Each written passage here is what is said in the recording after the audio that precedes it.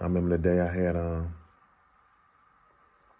had got the call from I was sitting in my I was in Oxford Federal Prison, and I had got the officer that came to my door and told me, you have to go down to the lieutenant's office. And I'm like, I gotta go to the lieutenant's office for what? I haven't did nothing wrong. And he's like, yeah, you gotta go to the lieutenant's office. So I get up, I put on my little shoes and stuff. I'm like, man. So everybody's like, what you got to go to the lieutenant office for? I'm like, I don't know. I ain't did nothing wrong.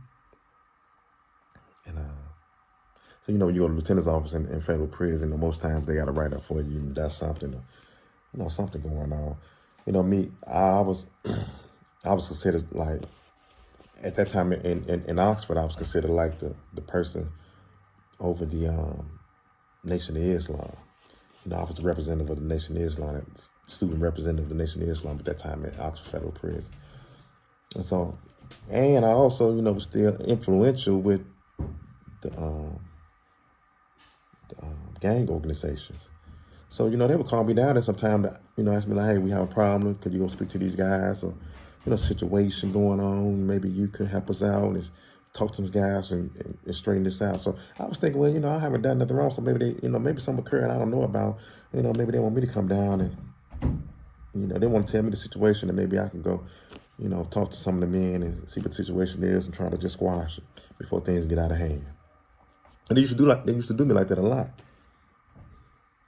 So I'm thinking, okay, as I'm walking out, I'm saying, this is what it is. This is what's going on. So I get down there and the lieutenant tell me, they say, well, you have to go over to the warden secretary office. And they told me where this door was in. And they just pointed in direction. They guided me over there. And I go over there. I'm like, well, I got to go to the warden secretary office for whatever. And I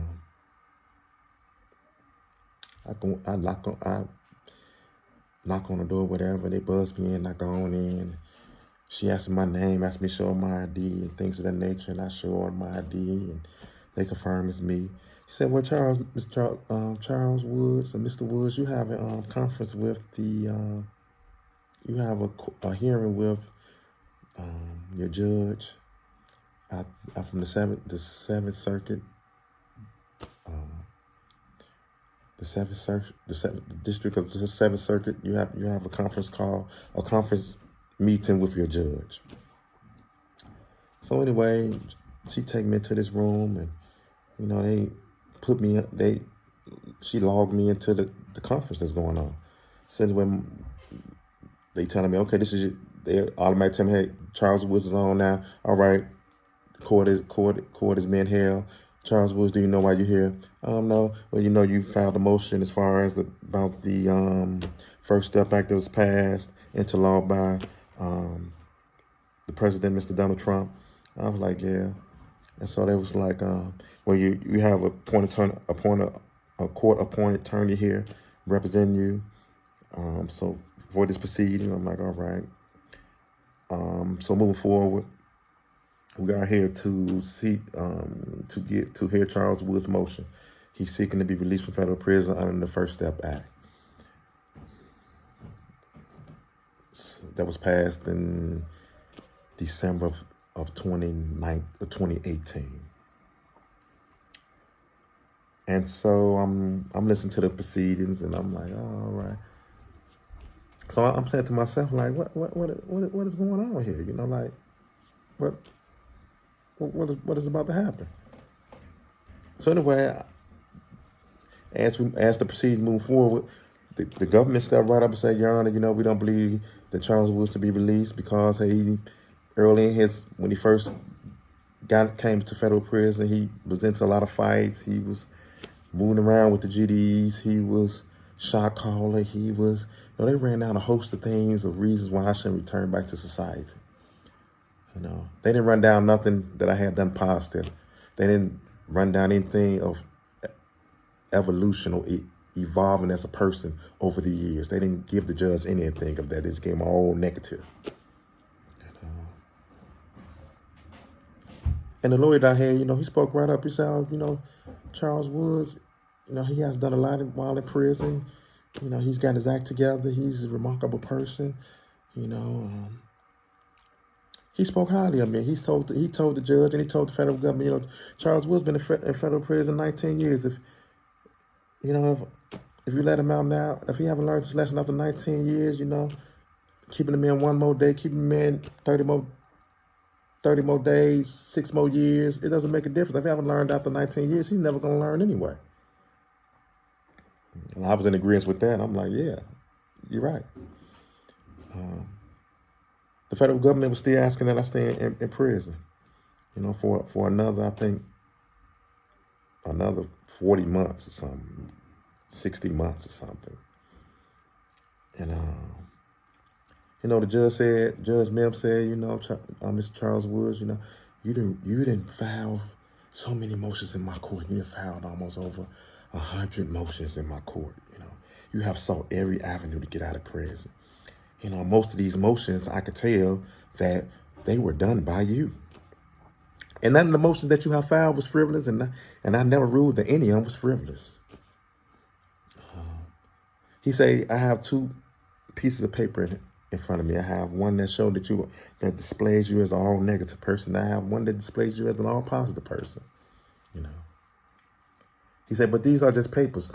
Neither one of them could really define who you are. You know, only you could define who you are as you walk your walk in life.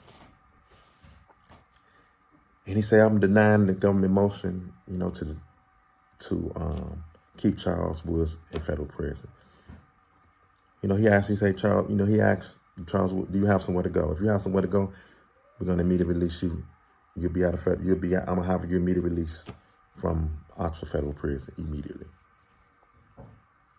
You know.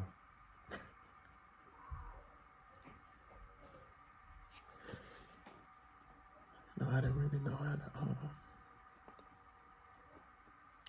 I didn't really know what to say.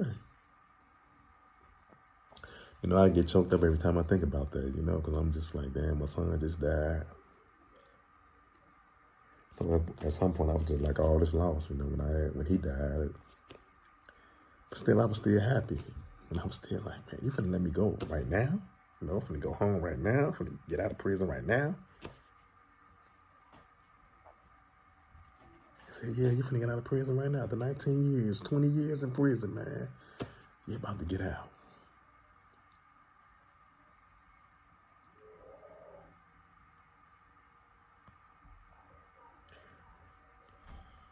Like I said, I just didn't know what to say, man. I was kind of lost at that moment. For real. I was starting to tear up like a big baby. I'm always tearing up like a big baby. That's what y'all know. People see me, they be like, oh, he's militant, he's so tough. And I'm a big baby too, you know? We all are to some extent. But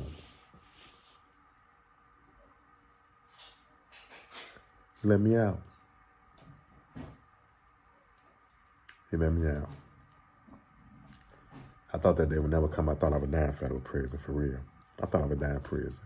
Even though I worked out and exercised and got into my spiritual journey and got into God and, you know, was praying and, you know, just motivating myself. I was self-motivating myself because in prison, you just got to self-motivate yourself. You don't have nobody in there rooting you on. You don't have nobody in there pushing you. You know, you got to self-motivate yourself because everybody in there just down. Everybody want to get out. Everybody at a loss. Everybody just angry, stressed.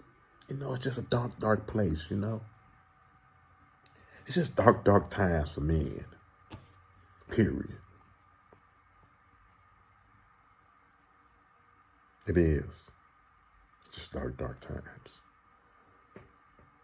So I had to fight through that darkness. I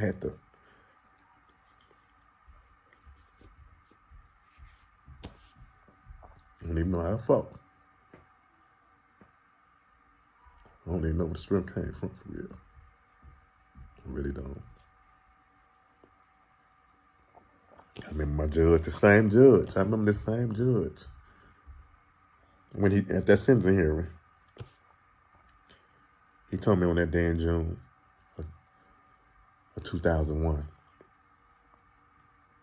You know, he told me, he said, Mr. Charles Woods,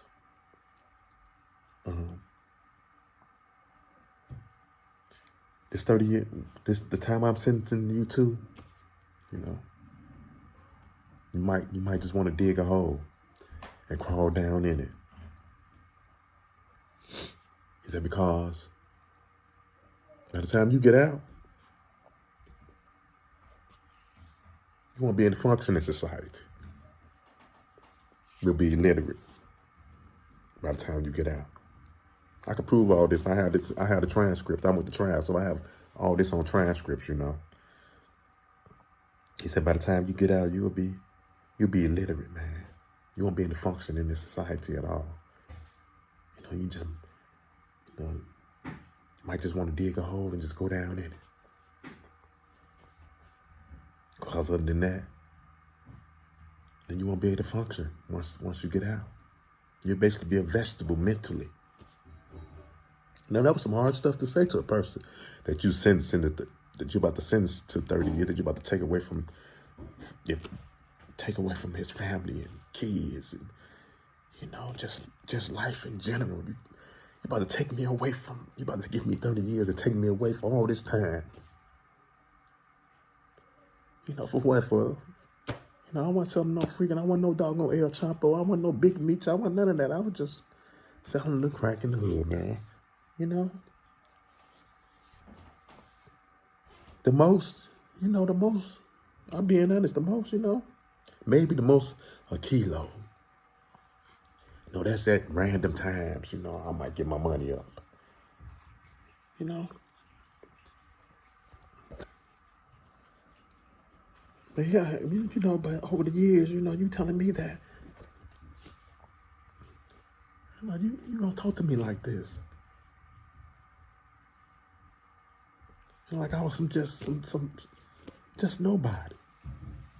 I might as well crawl down in the hole because I'm gonna be literally, I'm gonna be a vegetable when I get out.